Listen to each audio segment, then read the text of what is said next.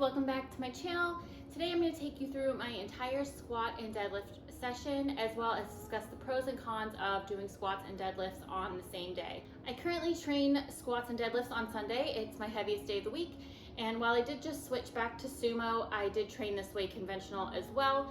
And for the most part, pretty much every program that I have used in the past involved some form of squats and deadlifts on the same day, with the exception of the Brendan Teets program that had squats and bench together, and then a deadlift, had two separate deadlift days.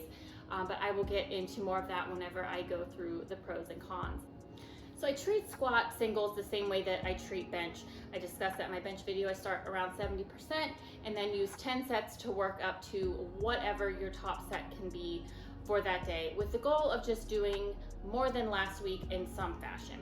So that could be a higher top set, that could be doing the same top set but doing it for 2 singles instead of just 1. It could be 3 singles. It could be something as simple as they just moved better. So it's kind of a built-in RPE, and I do go into each session with kind of a number in mind, but I've definitely gotten better at not letting myself be married to a certain number and sticking to whatever RPE I have in my head for that day. So on this day that I'm going to take you through, my goal was to do 3 top singles at 260 at minimum. The week before I had done 260 for 2 sets, and that was actually the first time that I had hit 260 in the gym.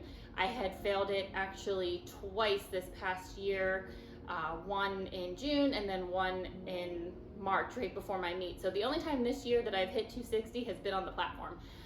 So to have hit it for 2 singles last week, I was pretty excited and was looking forward to coming back in this week and hopefully at least hitting it for 3 singles. So after my normal warm-up routine, which I have shared here a few times in the past, I just start with the bar. I go to 145 and then 175 and just decrease the reps as the weight gets heavier. So I didn't really have a set number, I just kind of do what feels right. And then from there, I grab my belt and either go to 195 or 200, depending on how the 175 felt. Today I went for 200 and I could tell that it was gonna be a good day. I took a 20-pound jump to 220 and then 10 pounds there to get me up to 250.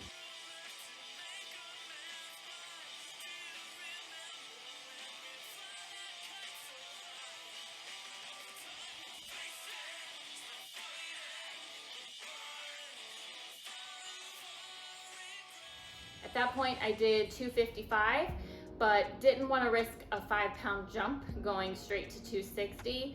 So I used my favorite little 5.5-pound plates to get me to 257 and then moved to 260, which moved even better than 257, way better than last week.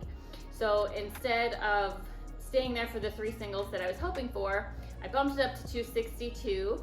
I put on some DX music just to stick with the theme of my shirt and hit the heaviest single that I have hit in a year.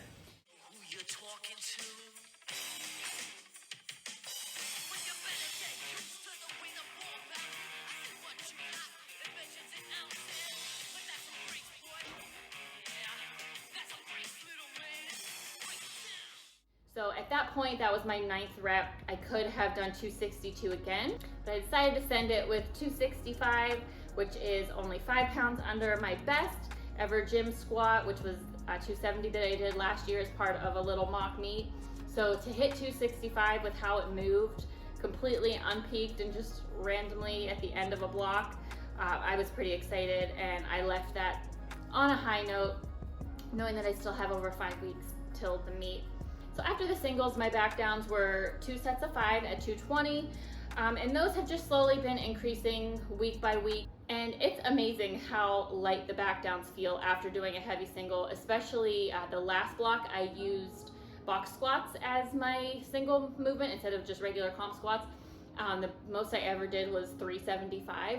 So to go from 375 down to something like 220, I felt like a baby deer learning how to walk. So it's not as drastic of a difference going from comp squats to the back downs, but they still feel much lighter than 220 feels on the way up. So after a little costume change and a trip inside for some fruit snacks, it was time for deadlifts. For this block, I've been doing triples and we'll change to singles for my final block before the next meet. So I always start with 135 and I'll do between 8 and 10 reps, depending on the day and how I'm feeling. Sometimes I'll even do 2 sets at 135. From here, I'll either go from 165 to 185, depending on how warmed up I'm feeling, and that's something I'll get into when I go through my pros and cons list.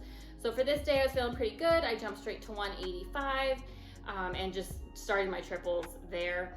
I stayed beltless until 225 when I got it out at 250. So 250 is usually the weight for me that kind of sets the tone, and I can tell how the day is going to go. And this moved pretty decent. So I set my goal of finally hitting my 300 triple, which would tie my best sumo. I never hit it conventional, but to hit it only 2 weeks back into sumo, I would be pretty pleased with that. So I decided that my jumps would be 270, 290, and then 300. So 20, 20, 10. I usually don't baby powder at 270. I usually wait until I get to at least 290 or more. But it was extremely hot out there that day. Our garage actually has no power right now. We're getting some work done in our backyard, so I'm coming to you from the house today. There's no light, so no 4 a.m. workouts and no fan. So baby powdering this early just seemed like the right thing to do.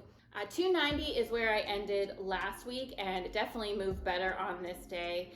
And at this time, it's when I decided, okay, I could either go for 300 and tie my best, or I could take a 15-pound jump to 305 and hit a 5-pound PR. Kept with my WWE theme for the day, and I queued up Chyna's theme song. If you don't know, Chyna was my idol growing up. If you had asked me when I was younger what I wanted to be, I would have told you I was going to be a wrestler, and she's really who inspired me to start working out when I was younger. But back to the lift.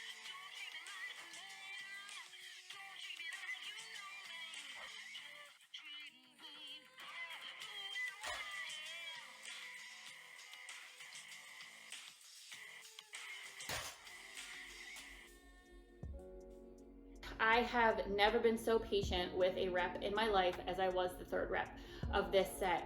I feel like in the past, if it struggled off the floor, I probably would have given up, but I fought through it, and that was also a mental PR for me as well. So I left this session pretty excited. I finished up with my accessories, which I still want to do a video on a full week of accessories and show you my little garage gym hacks. I think I've said that at least 10 times, but just haven't gotten around to film it yet. So on to the pros and cons of squatting and deadlifting on the same day. For me, the pros is reduced fatigue throughout the week. I found when I was trying to do squats and deadlifts on separate days that whichever lift I did second in the week usually struggled because I was so sore and just fried from my heavier day of the opposite lift. And usually was deadlift would be the one that was suffering.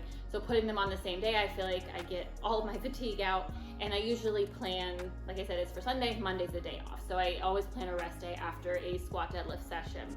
Second pro is that it's practicing how you would do it in a meet. So while I'm not benching this day in a meet setting, you do deadlift after you squat, so you can get a feel for how your deadlift is impacted by your squat, which can help you on meet day. And finally, I feel more warmed up for deadlifts after I've done squats. I do have one day that is my pause beltless deadlift day, and I find that I have to spend a lot more time warming up. I do many more warm-up sets before I get to my top set. My hips never feel as good. So deadlifting after squats, I know I'm gonna get to in my cons, could lead to injury, just so much taxing on your posterior chain, but I feel more warmed up overall whenever I do deadlifts after squats.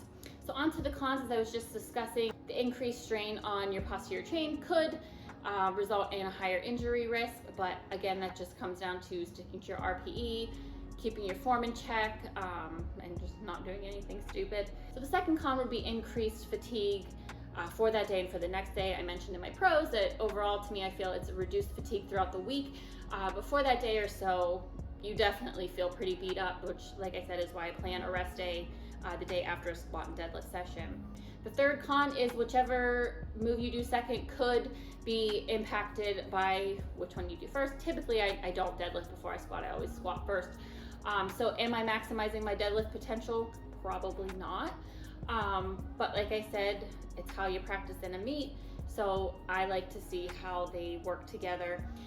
The final con would be time. These sessions do take me at least 2.5 hours to do all my squat singles, the back downs, and then whatever my deadlift sets are for the day to get up to my top triple. That will change whenever I get up to singles. And then I do have accessories after that. I do sometimes take maybe like a 10-minute break between. I'll come in the house and get a couple things done, then go back out, which is a perk of having a home gym, but I know not everyone has that time. And that's why I like to do this session on the weekends when it's a little bit more relaxed and I have more time. So overall, should you squat and deadlift on the same day? I say give it a try. It's everyone's personal preference. You might find, like me, that I feel better in my deadlift after I've squatted, or you might just feel too trashed or not have enough time to do both on the same day and you need to split them up. So give it a try and see what works best for you. That's it for now. Thank you so much for watching. Don't forget to like, comment, and subscribe. Stick around for more content from a garage gym, powerlifting mom, showing you that you don't have to be the strongest to be strong. Thanks.